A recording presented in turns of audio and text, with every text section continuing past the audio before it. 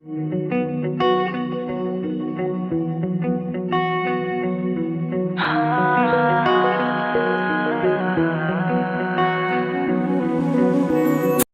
सुरू करतोय बघा आपण. लाईनची पुढची थेरी बघितली होती. पहिले दोन लाईनची इक्वेशन्स बघितली आणि त्याच्यानंतर आपण काही थेरी बघितली. दोन पॅरलल लाईन मधलं अंतर किंवा एखाद्या लाईनचं एखाद्या पॉइंट पासूनचं अंतर, मग त्याच्यावरची ही एक्झाम्पल आहे.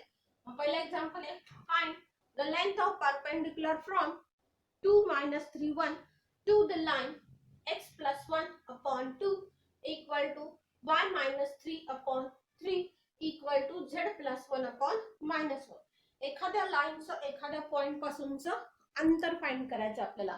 म्हणजे आपली थेरी कुठली आहे, तर पहिलीच थेरी आहे. हा पॉइंट पी आपण म्हणणार 2 - 3 आणि 1. आणि या पॉइंट पासून ही जे लाईनचं इक्वेशन दिले आपल्याला, या लाईनच्या इक्वेशन वर एक परपेंडिक्युलर काढायचा आणि ही लेंथ पीएम आपल्याला फाइंड करायची. याची थेरी आपण बघितली आहे. मग यानुसार आपल्याला आता एक्झाम्पल सोडवायचे. आपण सोल्युशन मध्ये लिहूयात. पहिला आपला जो पॉइंट दिलाय त्या पॉइंटला आपण नाव देऊयात P. So let P 2 - 3 1 be the given point. हा आपला दिलेला पॉइंट आहे. परत काय काय दिले आपल्याला, तर लाईनचं इक्वेशन दिलंय. So equation of line is x plus 1 upon 2 equal to y minus 3 upon 3 equal to z plus 1 upon minus 1. आता हे इक्वेशन आपण कंपेअर करूया आपल्या जनरल इक्वेशनशी. म्हणजे आपल्याला x1 y1 z1 म्हणजे त्या पॉइंटचे कोऑर्डिनेट, त्या लाईन वरच्या कुठल्याही पॉइंटचे कोऑर्डिनेट आणि या लाईनचे डायरेक्शन रेशो मिळेल. So comparing with x minus x1 upon a1 equal to y minus y1 upon b, abc म्हणूया, आणि z minus z1 upon c. याच्यावर तुम्हाला आता x1 y1 z1 च्या किमती मिळतील. मग किती आलं बघा, x1 किती आला, तर -1 असेल. पुन्हा y1 किती असेल, 3 आला, आणि z1 आला -1. पुन्हा abc किती असेल बघा, a असेल 2, b असेल 3 आणि c आला -1. हे आपल्याला किमती मिळाल्या. त्याच्यानंतर आपण काय करायचं, तर त्या p मधून एक परपेंडिक्युलर टाकायचं. म्हणजे खाली आपण कसं म्हणणार आता,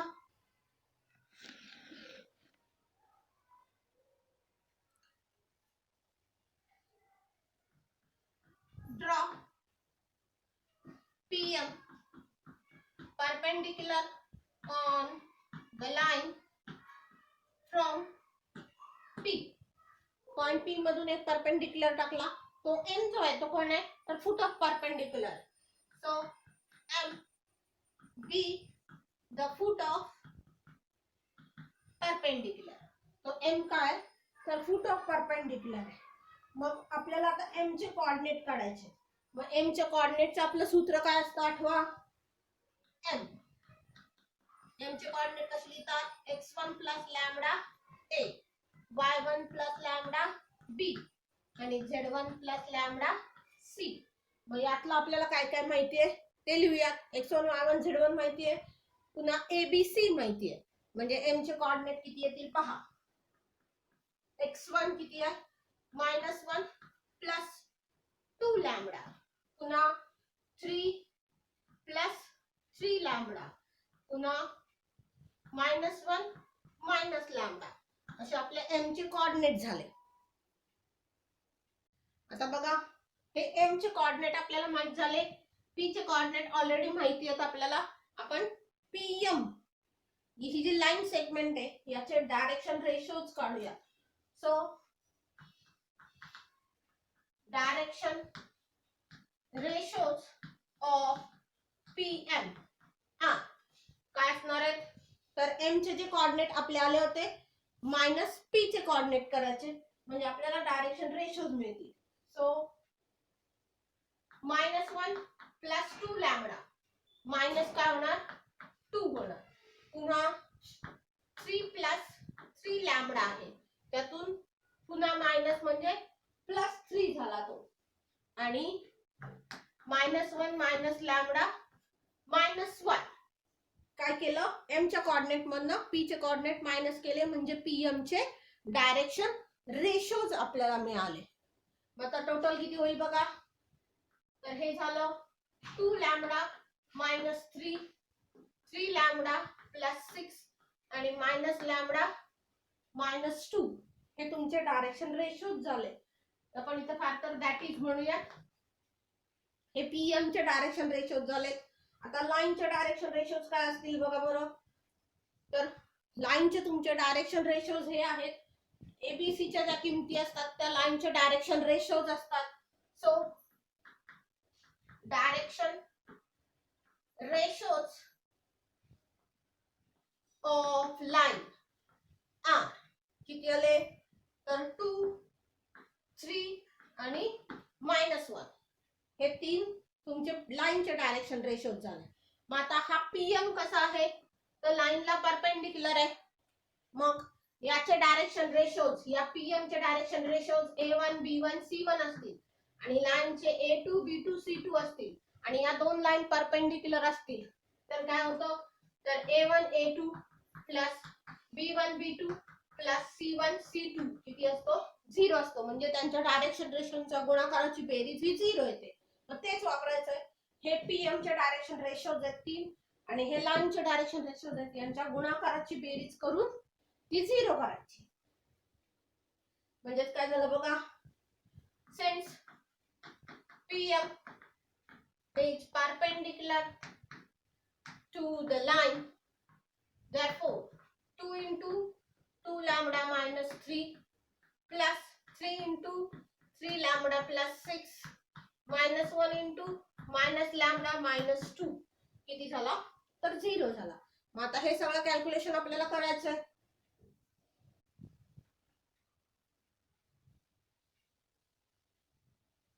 टू नाथ मध्ये मल्टिप्लाय केलं तर किती येईल बघा, 4 lambda -6 plus 9 lambda plus 18 minus minus plus lambda plus 2 equal to 0. Total lambda किती झाले बघा, 4 आणि 9 प्लस 1 म्हणजे 14 लॅमडा झाले. आणि कॉन्स्टंट किती झाले बघा, 18 आणि 2 20 झाले, -6 म्हणजे +14 झाले equal to 0. So 14 lambda equal to -14, so lambda equal to 1. आता ही जी लॅम्बडाची किंमत आली आहे, ही लॅम्बडाची किंमत आपल्या m च्या कोऑर्डिनेट मध्ये ठेवायची. ही लॅम्बडाची किंमत या m च्या कोऑर्डिनेट मध्ये ठेवायची, म्हणजे मग आपल्याला m चे कोऑर्डिनेट्स मिळून जातील. So put lambda equal to -1 in coordinates of m, या m च्या कोऑर्डिनेट मध्ये ठेवायची. आता हे जनरल कोऑर्डिनेट आपण पुसून टाकूया, हे फक्त पार्टिक्युलर ठेवूया. या m मध्ये आपण आता ती किंमत ठेवणार आहे. म्हणजे खाली कसं होईल बघा, मग आता लॅम्बडाची किंमत -1 ठेवली तर -1 प्लस 2 इंटू -1 झालं, पुन्हा 3 प्लस 3 इंटू -1 झालं, -1 मायनस -1 झालं, म्हणजे टोटल किती झाले बघा, तर हे -2 होतील, म्हणजे हे झालं -3. पुन्हा पुढचा झाला 0, त्याच्या पुढचा पण 0 होईल. म्हणजे m चे कोऑर्डिनेट काय मिळाले, तर 3 0 0 मिळाले. आपल्याला काय काढायचं होतं, तर लेंथ काढायची होती. मग m चे कोऑर्डिनेट आपण काढले. m चे कोऑर्डिनेट किती आले, तर हे झालं -3 0 आणि 0. p ऑलरेडी माहिती आहे, डिस्टन्स फॉर्म्युला वापरून pm फाइंड करायचं आपल्याला फक्त. आता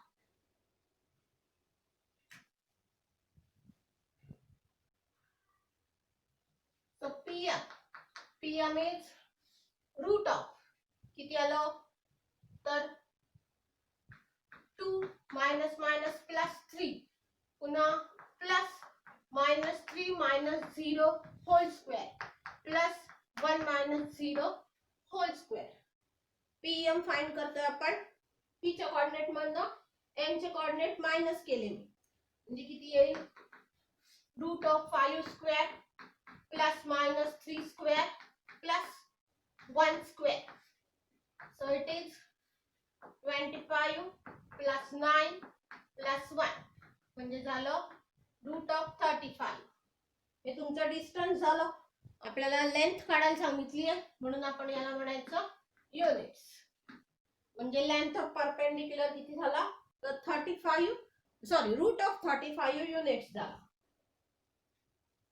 Therefore length of perpendicular drawn from P, या P चे कोऑर्डिनेट आहेत आपले 2 - 3 1 to the line is root of 35 units. कधी कधी फक्त m च्या कोऑर्डिनेट पर्यंत गणित सोडवायला सांगितलेलं असतं, म्हणजे find the coordinates of perpendicular. तर कधी कधी टोटल लेंथ काढायला सांगितले असेल. गणित कसं असेल त्याप्रमाणे तुमचं गणित तुम्ही सोडवायचं. पुढचं गणित बघा. Find the shortest distance between the lines r bar equal to 4i cap minus j cap plus lambda into i cap plus 2j cap minus 3k cap.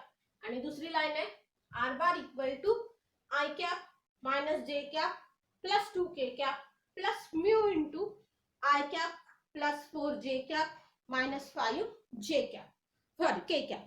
आता दिलाय काय तर दोन लाइन मधलं शॉर्टेस्ट डिस्टन्स फाइंड करायचे. कुठल्याही space मधल्या दोन स्क्यू लाइन्स असतील तर या स्क्यू लाइन्स मधलं डिस्टन्स म्हणजे आपण काय काढणार आहे तर त्या दोन लाईनवर अशी एक लाइन शोधायची की या दोन्ही लाईनला ती परपेंडिक्युलर असेल.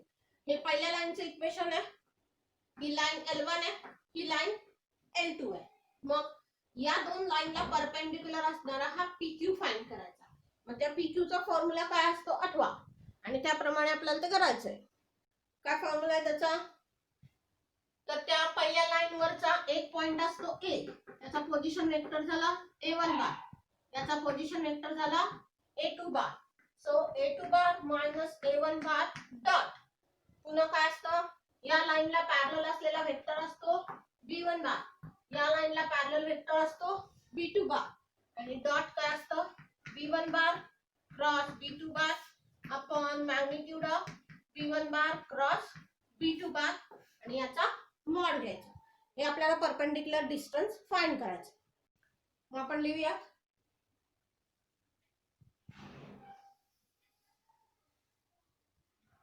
गिवन फर्स्ट लाइन इज, दिलेली पहिली लाइन आहे आपली r बार इक्वल टू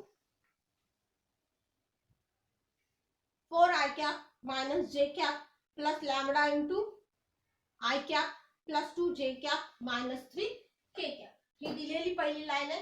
ही दुसरी लाइन सध्या पुसून टाकूया. मग ही लाइन पहिल्या जनरल इक्वेशनशी कंपेअर करायची. So comparing with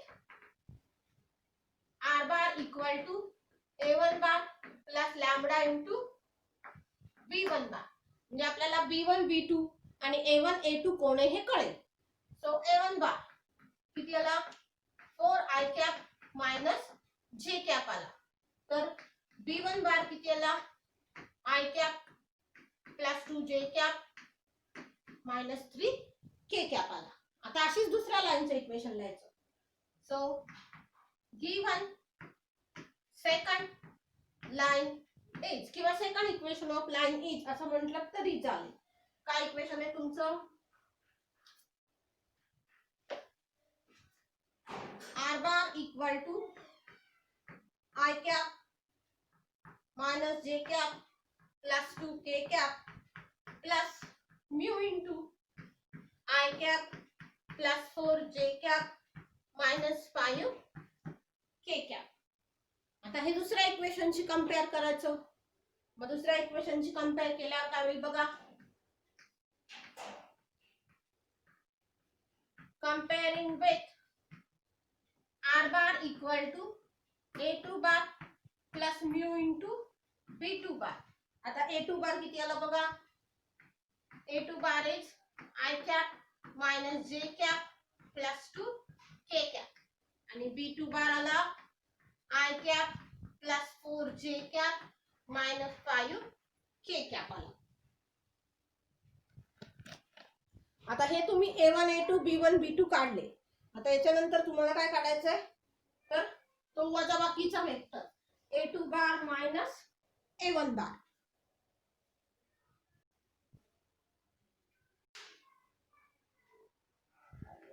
so A2 bar minus A1 bar. A2 bar किती आहे बघा. I cap minus J cap plus 2 K cap minus A1 bar आला 4 I cap minus J cap. So this is I cap minus J cap plus 2 K cap minus 4 I cap plus J cap. So it is minus 3 I cap plus 0 J cap plus 2 K cap. हा तुमचा A2 बार minus A1 bar आला. आता तुम्हाला काढायचंय B1 bar cross B2 bar. So B1 bar cross B2 बार. आता cross product म्हणजे काय असतो तर डिटर्मिनंट असतो.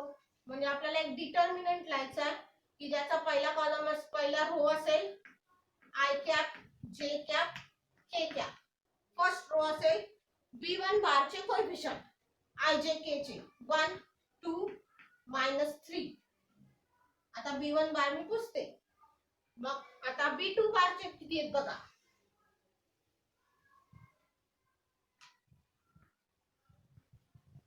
1 4 -5. आता हा डिटर्मिनंट आपल्याला एक्सपान्शन करायचंय.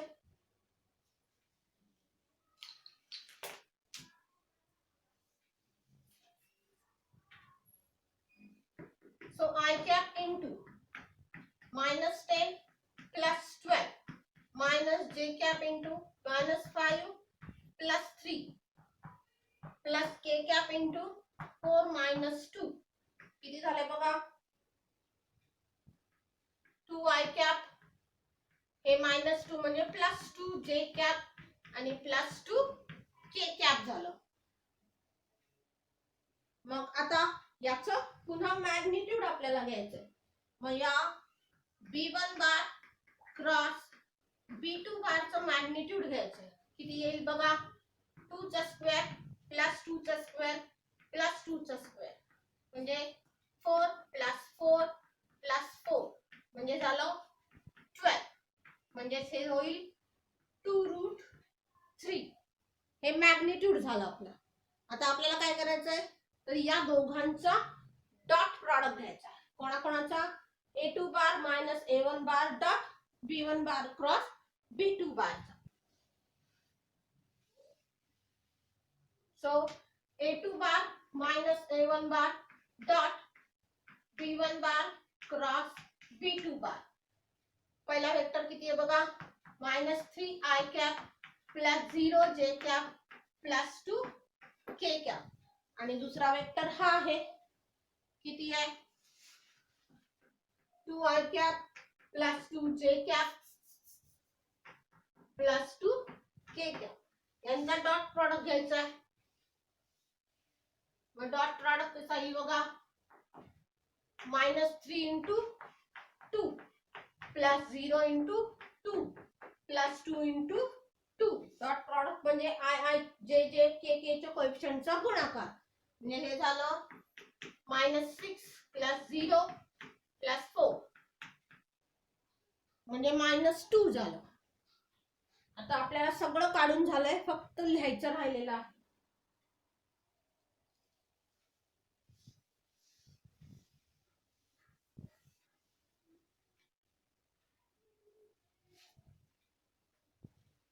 मग आपलं गणित काय विचारलंय शॉर्टेस्ट डिस्टन्स बिटवीन लाईन्स विचारलंय. So therefore shortest distance between two lines equal to A2 bar minus A1 bar dot B1 bar cross B2 bar upon magnitude of B1 bar cross B2 बार किती आलं बघा, dot product आला -2 आणि खाली किती आलं होतं, ह्याचा मॅग्निट्यूड 2√3 आलं होतं. हा 2 गेला म्हणजे शिल्लक काय राहिलं पुन्हा मॉड मध्ये -1/√3 म्हणजेच 1/√3 डिस्टन्स आहे त्यामुळे मॉड येणार नाही आणि याला आपण म्हणणार युनिट्स. म्हणजे शॉर्टेस्ट डिस्टन्स पुन्हा किती झालं तर 1/√3 युनिट्स झालं. पुढचं गणित बघा. By computing the shortest distance determine whether the following lines intersect each other. By computing shortest distance म्हणजे शॉर्टेस्ट डिस्टन्स फाइंड करायचं. या दोन लाईन्स आहेत, या दोन लाईन मधलं शॉर्टेस्ट डिस्टन्स फाइंड करायचं आहे. म्हणजे आता सारखं आपल्याला हा फॉर्म्युला वापरावा लागेल आणि हे डिस्टन्स काढायचं. मग हे डिस्टन्स काहीतरी येईल म्हणजे फॉर एक्झाम्पल आता सारखं आलं suppose 1/√3 units. So by computing the shortest distance, जर शॉर्टेस्ट डिस्टन्स एवढं आलं तर आपल्याला काय काढायचंय फक्त the determine whether the lines intersect or not. या लाईन्स इंटरसेक्टिंग आहेत की नाही एवढं बघायचं.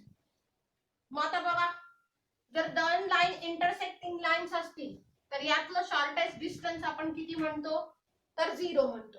पण डिस्टन्स तर अस्तित्वात आलं, डिस्टन्स आपलं आलंय ना.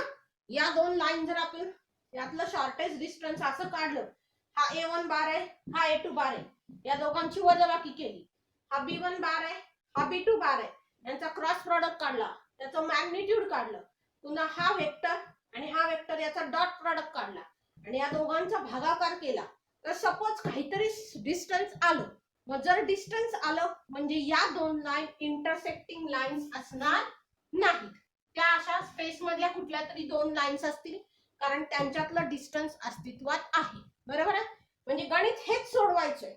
ह्याच्या पुढे फक्त काय घ्यायचंय, हे डिस्टन्स काढलं, डिस्टन्स आलं तर आपण म्हणणार फक्त की या दोन लाईन इंटरसेक्टिंग नाही.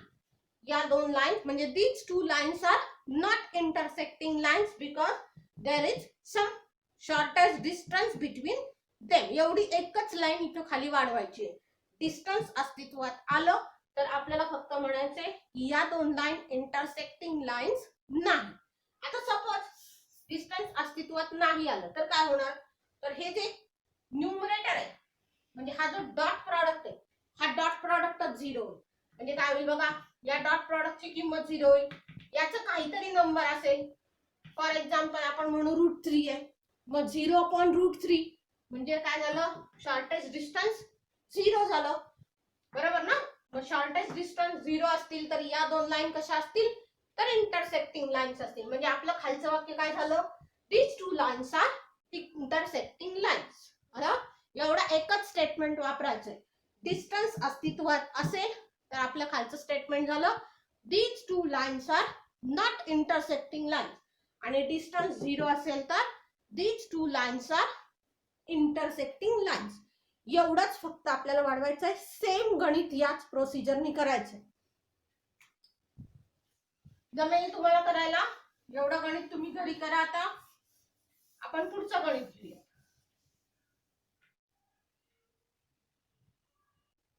बघा पुढचं गणित आहे, if lines x-1/2 equal to y+1/3 equal to z-1/4 and x-3/1 equal to z-k/2 equal to z/1 intersect each other, find k. आता या दोन लाईन इंटरसेक्टिंग लाईन्स आहेत म्हणजे त्यातलं जे शॉर्टेस्ट डिस्टन्स आपण काढतो ते शॉर्टेस्ट डिस्टन्स किती आलं, 0 आलं. म्हणजेच काय झालं बघा, तर A2 bar minus A1 bar dot B1 bar cross B2 bar upon magnitude of B1 bar cross B2 बार हे 0 झालं. हे 0 झालं म्हणजेच या न्यूमरेटरची किंमत काय होणार आहे, 0 होणार आहे. आता हे कार्टेशियन फॉर्म मधलं इक्वेशन आहे मग त्याच्यासाठी आपल्याला दिलंय बघा, तो डिटर्मिनंट 0 असतो. कुठला? x2 minus x1, y2 minus y1, z2 minus z1. खाली असतो a1 b1 c1, a2 b2 c2. या डिटर्मिनंटची किंमत 0 असते, त्याच्यावरून आपल्याला k काढायचा. So equation of first line, पहिल्या लाईनचं इक्वेशन हे आहे. हे कंपेअर करूयात म्हणजे आपल्याला सगळ्या किमती मिळतील. कंपेअरिंग with x minus x1 upon a1 equal to y minus y1 upon b1 equal to z minus z1 upon c1. मग याच्यावरून x1 किती आला बघा, 1 आला, y1 आला -1 आणि z1 आला 1. बरोबर आहे का बघा? 1 -1 1. तर तुमचा a1 आला 2, b1 आला 3 आणि c1 आला 4. सेम असंच आता दुसऱ्या लाईनचं करायचं.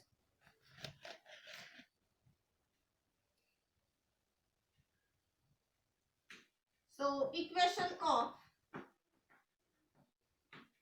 सेकंड लाइन, सेकंड लाईनचं इक्वेशन काय बघा,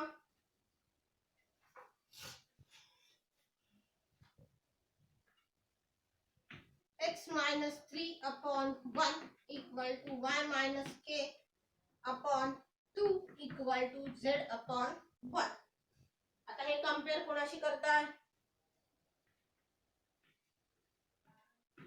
कंपेअरिंग विथ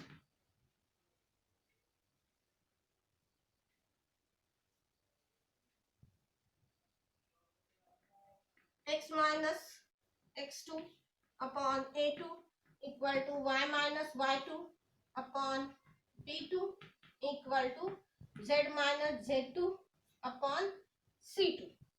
मग आता याच्या किमती काय असतील बघा, x1 3 आला, y1 किती आला बघा, k आला आणि z1 आला 0. तर a2 b2 c2 किती येतील बघा, हो इथं 2 येणार नाही का, सॉरी इथं 2 येणार आहे. x2 आला 3, k आणि 0 आला. तर a2 आला 1, b2 आला 2 आणि c2 आला 1. या तुमच्या किमती आल्या. पुढे आपण काय लिहिणार, since lines are intersecting lines, या दोन लाईन कशा आहेत तर इंटरसेक्टिंग आहेत. त्यामुळे काय झालं, x2 minus x1, y2 minus y1, z2 minus z1, a1 b1 c1, a2 b2 c2 या डिटर्मिनंटची किंमत 0 झाली. आता आपल्याला फक्त किमती ठेवायच्या. सो x2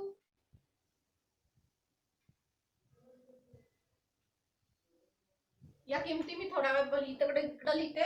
1 minus 1 1 आणि 2 3 आणि 4.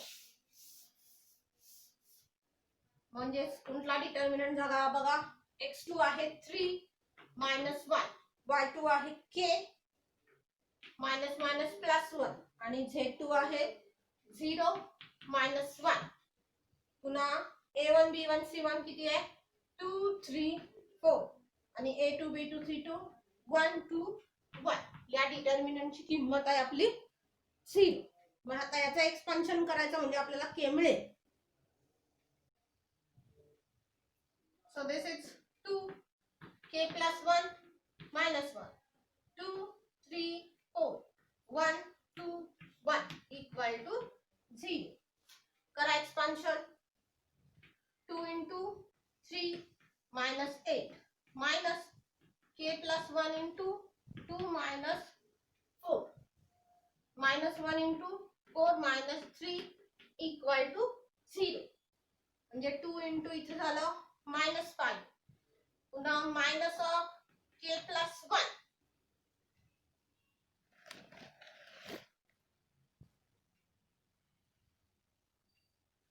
आणि हे झाले -2.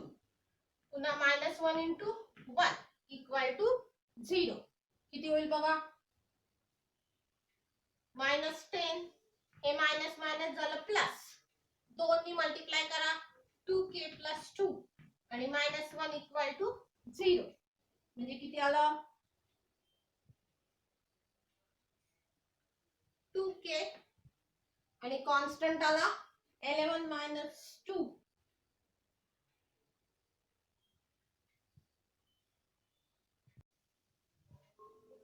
म्हणजे हे झालं -9 इक्वल टू 0.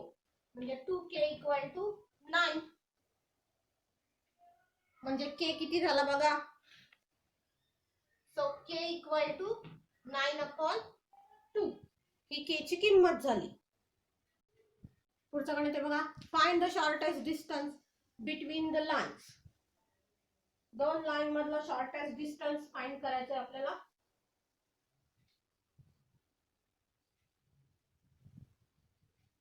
दोन लाईन आता देताना कार्टेशियन फॉर्म मध्ये दिल्या. हेच गणित आपण मगाशी असं सोडवलं.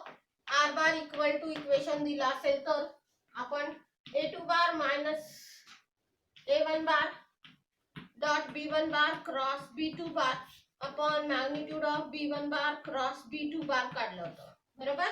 आता हे कार्टेशियन फॉर्म मध्ये दिलंय, त्यामुळे कार्टेशियन फॉर्म मधलं सूत्र आपल्याला दिलेलं नाही. आहे ते सूत्र, पण आपल्या यावर्षीच्या सिलेबस मधनं ते सूत्र पुस्तकात दिलं नाही, त्यामुळे आपल्याला कार्टेशियन फॉर्म मधनं हे गणित सोडवता येत नाही. म्हणून आपण काय करणार, तर ही इक्वेशन वेक्टर फॉर्म मध्ये कन्वर्ट करणार. मग आपण पहिल्यांदा लिहूयात. पहिलं इक्वेशन लिहूयात. Given first equation of line is. हे पहिल्या लाईनचं इक्वेशन आहे आपलं. याच्यामध्ये आपल्याला x1 y1 z1 आणि a1 b1 c1 दिलाय. याचा वेक्टर फॉर्म लिहायचा आपल्याला. मग याचा वेक्टर फॉर्म काय बघा. x vector equation is. आता इथं प्लस आहे ना. हे x1 y1 z1 काय आले? -1 -1 -1 आले. म्हणजे पॉइंट आपला आला -1 -1 -1. त्याचा वेक्टर कसा येईल बघा. r bar equal to -i cap -j cap -k cap plus lambda into b bar लिहायचा असतो. म्हणजे b1 बार लिहिणार आहे आपण. तो हा असेल 7 - 6 1. हे त्याचे डायरेक्शन रेशोज असतील. So 7i cap -6j cap plus k cap आलं. आता हे इक्वेशन जर आपण जनरल इक्वेशनला कंपेअर केलं तर आपल्याला लगेच a1 बार आणि b1 बार मिळेल. So comparing with r bar equal to a1 bar plus lambda b1 bar. So a1 bar आला -i cap -j cap -k cap आणि b1 bar आला 7i cap -6j cap plus k cap. हे तुमचं आलं पहिल्या लाईनचं. असंच आता दुसऱ्या लाईनचं काढायचं.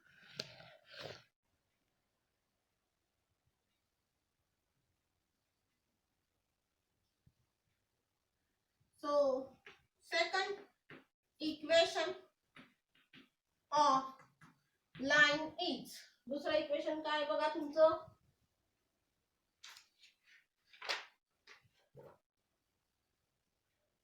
x -3 upon 1 equal to y -5 upon -2 equal to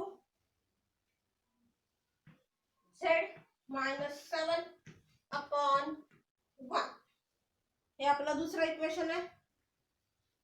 मग हे कंपेअर करून वेक्टर इक्वेशन काढायचं. So it's vector equation is r bar equal to काय येईल. x2 y2 z2 आले 3 5 आणि 7. म्हणजे त्याचा वेक्टर झाला 3i cap plus 5j cap plus 7k cap plus mu into पुन्हा तुमचा b2 बार किती झाला बघा.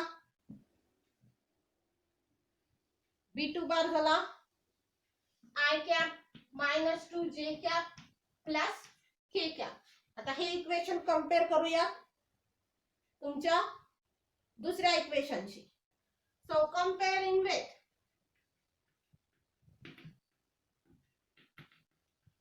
r bar equal to a2 bar plus mu into b2 bar.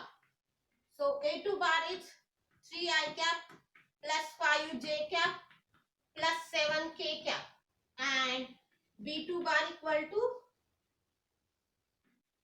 I cap minus 2 j cap plus k cap. आता हे सगळं तुम्हाला मिळालं.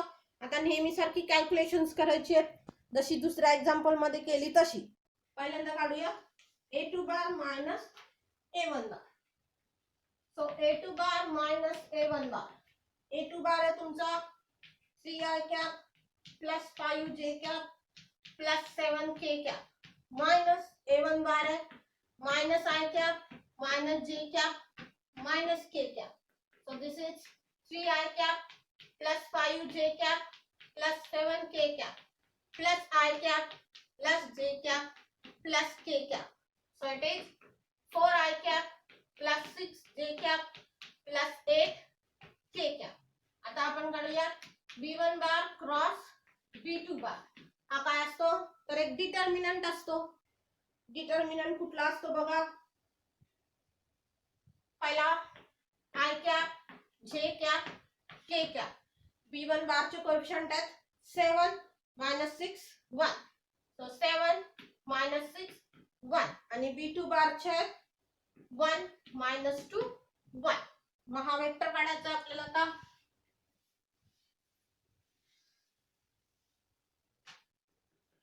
So I cap into -6 plus 2 minus j cap into 7 minus 1 plus k cap into -14 plus 6. किती बघा -4 I cap हे किती झाले 6 म्हणजे -6 j cap हे -8 k cap झालं. आता याचं मॅग्निट्यूड काढून घेऊयात लगेच. So b1 bar cross b2 bar its magnitude root of -4 square plus -6 square plus -8 square.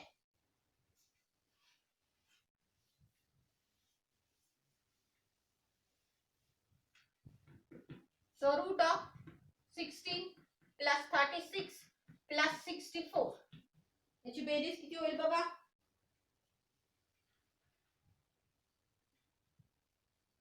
ते 100 होतील म्हणजे रूट ऑफ 116 झालं.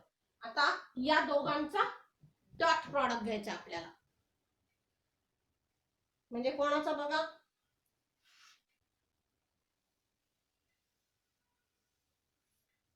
तर a2 बार minus a1 bar dot b1 bar cross b2 बार.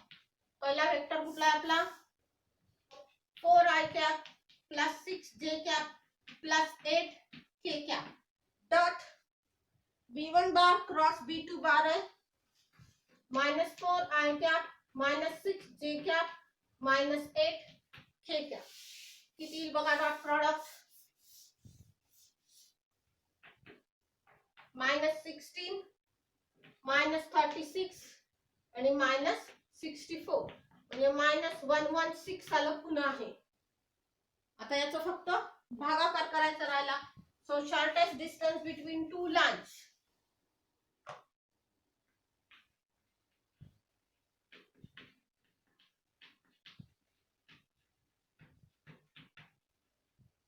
काय तर a2 bar minus a1 bar dot b1 bar cross b2 bar upon magnitude of b1 bar cross b2 bar. Numerator आला -116 आणि denominator आला route of 116 म्हणजे तुमचं उत्तर किती आलं बघा रूट ऑफ 116 म्हणजे रूट ऑफ 116 युनिट्स झालं. मॉड मधनं मायनस बाहेर येणार म्हणजे तो प्लस होणार म्हणजे शॉर्टेस्ट डिस्टन्स किती झालं तर रूट ऑफ 116 म्हणजे हे जर सिम्प्लिफाय केलं तर हे 2 रूट 29 युनिट्स होईल. तर ही अशी एक्झाम्पल या पॉइंट मध्ये सोडवायची आहेत.